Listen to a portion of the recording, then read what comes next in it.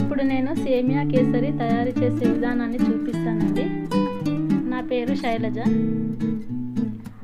సేమియా కేసరి ఎలా చేసుకోవాలో మీకు ఇప్పుడు చూపించబోతున్నాను. ఇప్పుడు ఒక గిన్నె పెట్టుకొని అందులో కొంచెం నెయ్యి యాడ్ చేసుకోండి. నెయ్యి వేడయ్యాక డ్రై ఫ్రూట్స్ వేసుకోండి. డ్రై ఫ్రూట్స్ తీసి పక్కన పెట్టుకోండి. తర్వాత సేమియా యాడ్ చేసుకోండి. సేమియా కొంచెం రంగు వచ్చేంత వరకు వేయించుకోవాలి.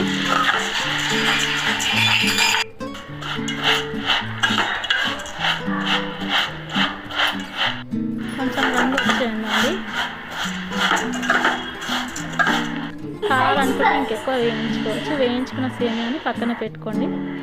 నేను ఏ కప్తో అయితే సేమియా తీసుకున్నానో అదే కప్తో వాటర్ యాడ్ చేసుకుంటున్నానండి.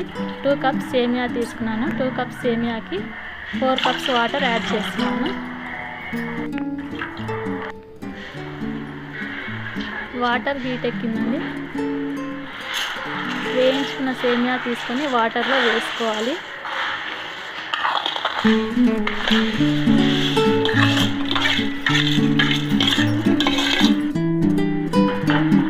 కొద్దిసేపు కలుపుకోండి.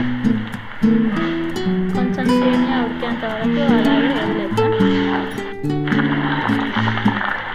ఇలా కొంచెం దగ్గర పడ్డాక సేమియా ఉడికిందా లేదా చూసుకోండి. విరిగితే ఉడికినట్టు.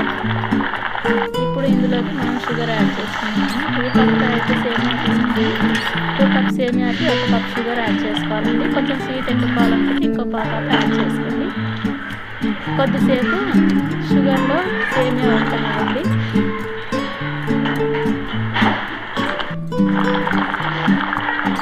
ఇలా కొంచెం ఉడికేటప్పుడు కొంచెం దగ్గర పడ్డాక 2-3 యాలకులు తీసుకొని వేసుకోండి. పొడి ఉంటే లేదా పొడి వేసుకోండి. డ్రై ఫ్రూట్స్ కూడా యాడ్ చేసుకోండి. 2 మినిట్స్ అలా వదిలేయండి కలిపేసి.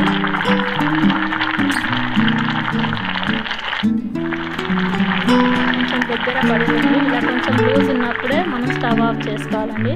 మరీ దగ్గర పడ్డాక ఆఫ్ చేసుకుంటే మరీ గట్టిగా అయిపోతుంది. ఇలా కొంచెం లూజ్ ఉన్నప్పుడే ఆఫ్ చేసుకోండి. మనకి ఇష్టమైన సేమియా కేసరి రెడీ.